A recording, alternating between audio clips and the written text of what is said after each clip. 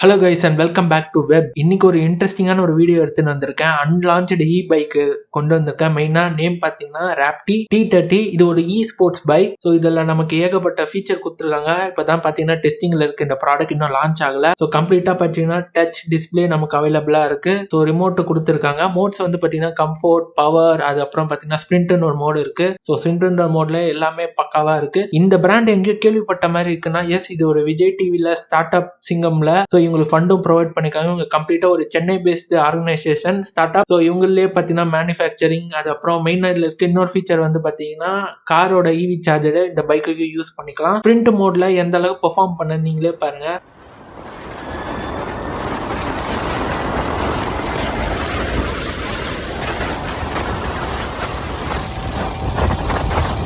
போனாங்க